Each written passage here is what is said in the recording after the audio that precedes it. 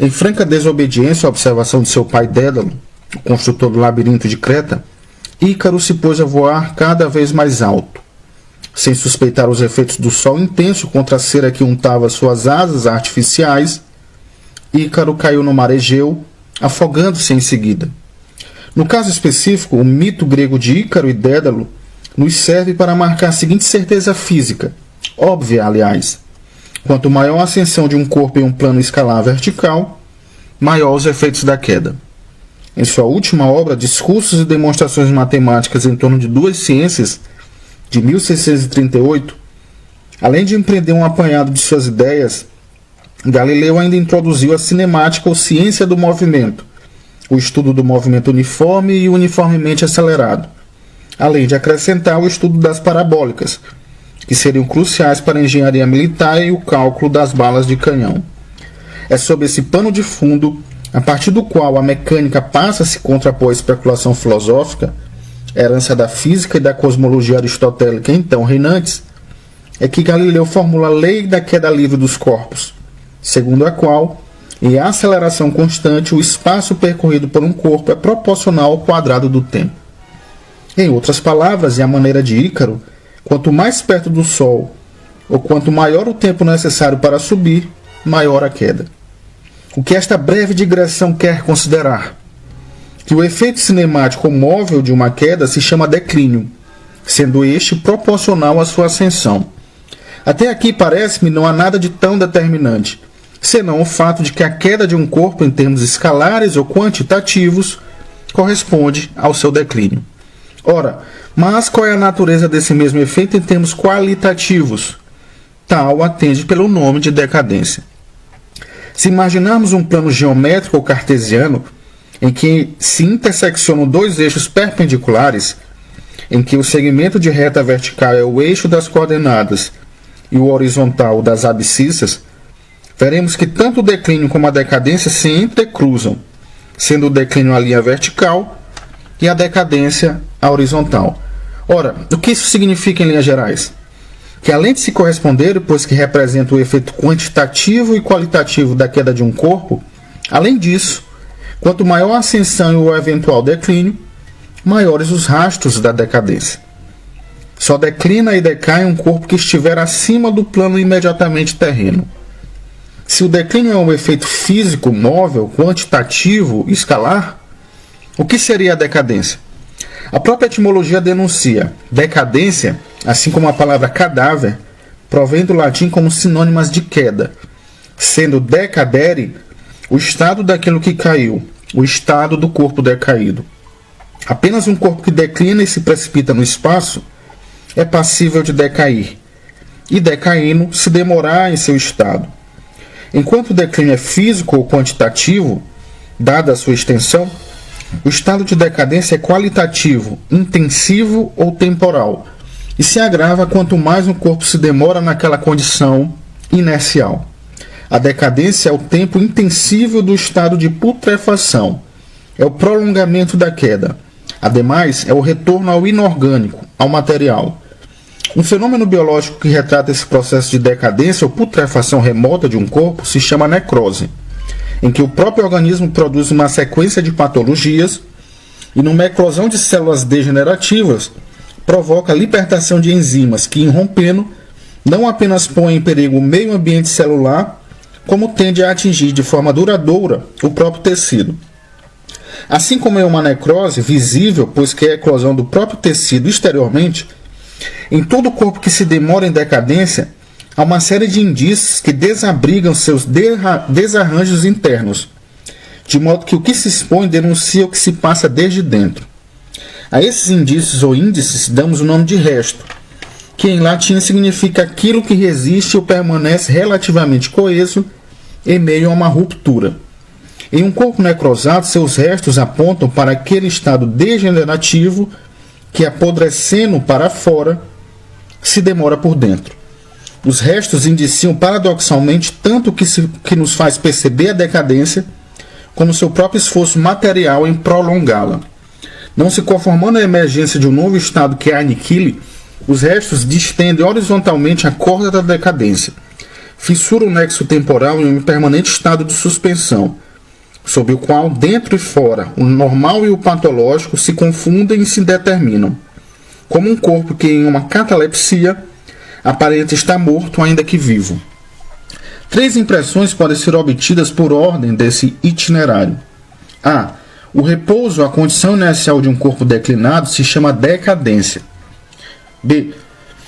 A demora nesse estado de decadência indicia seus restos, que paradoxalmente a revela. C.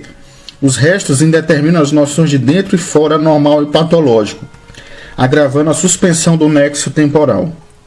Tais impressões nos levam à seguinte descrição episódica. Imaginemos um homem que, tendo atingido o alto de um edifício, cai acidentalmente e morre. Tão logo seja recolhido e encaminhado para os serviços médicos legais, o caso será, apesar de trágico, encerrado. Mas, e se não for? Se, dada uma queda hipotética, nem mesmo o barulho ou o mau cheiro eventual chamar a atenção dos vizinhos ou transeuntes, que fenômeno biopsicológico ocorrerá? Incontestavelmente, tal fenômeno será sintoma de decadência, que, como dizia há pouco, se agrava quanto mais um corpo se demora em uma condição adversa. Como, por prudência, o princípio de algo não pode ser o mesmo em um só e mesmo sentido, e sendo a ideia de decadência aqui esboçada bem específica, tal argumentação é referente não a uma incontornável necessidade histórica, a qual todas as épocas passaram ou terão de passar, mas a casos específicos ou particulares, em que, como é um delírio coletivo, um declínio econômico, político ou social, se faz acompanhar de decadências biopsicológicas inimagináveis. Portanto, esta ideia de decadência é marcadamente biopsicológica. Isso nos leva a perceber que há decadência não por uma necessidade histórica ou orgânica, como um Oswald Spengler suspeitaria, mas pelas ambições desmedidas que a pressupõem, que, como bem sabemos, são imprevisíveis.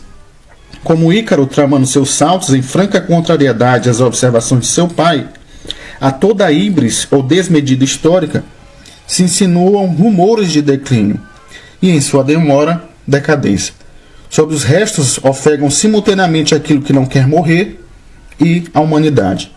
Como as verdades só são apreensíveis particularmente em cada caso específico, há um episódio histórico que corrobora a formulação dessas hipóteses, segundo as quais, sob o declínio e a decadência se demoram ambições desmedidas e restos de desumanidade. Em julho de 1958, o general iraquiano Abdal Karim Qassem tomou de assalto o Palácio Real de Bagdá. Sob suas ordens implacáveis, toda a família real fora massacrada, sem que fossem poupados mulheres, crianças e criados. Entretanto, o jovem rei Faisal II, filho de Faisal I, sobreviveu por algumas horas, mas a caminho do hospital morreu misteriosamente.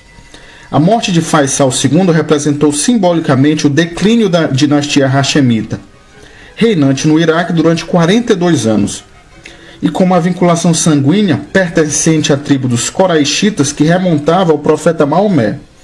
Mas, apesar do poder e da ascensão, os Hashemitas declinaram violentamente, e os restos dessa demora revelam o espectro da decadência no Oriente Médio.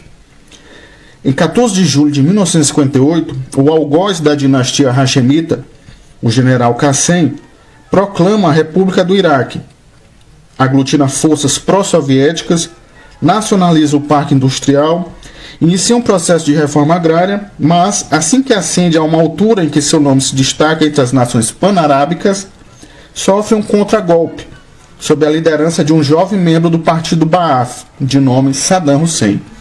Se, como dizia há pouco, os restos da decadência, em seus restos, o normal e o patológico se indeterminam, não há nada que a confirme mais que o julgamento midiático do general Qassem, nos idos de fevereiro de 1963.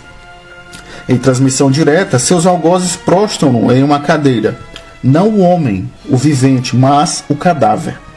Movem-no para a esquerda e para a direita, e como se demorasse na celebração televisiva da decadência, simulam as suas respostas segurando a sua cabeça, que, em concordância ao julgamento pós-mortem, movia-se deliberadamente. A decadência é, por certo, a celebração monumental do esquecimento sob o qual escoam quaisquer vestígios de humanidade e dignidade. Reforça-se que em toda a híbris e ambições históricas, muitos são os restos por entre os cadáveres, muitos são os murmúrios e os rancores. Se houver coerência em tudo isso, desde o assassinato dos Hashemitas, a senha genocida de Saddam Hussein, até a indignidade de um morto televisionado em um julgamento pós-mortem, tal coerência se deixa ler nas palavras de Véronique Nahum Grappé, quais sejam, abre aspas, da memória de um massacre anterior surge o desejo, a obrigação, o dever perante os mortos de se vingar, fecha aspas. Sabes por que a decadência resta atemporal, eterna? Porque muitos veem seu nome e, contrariando os limites de suas próprias asas, vingam-se daquilo que não podem ter, ser e ofuscar.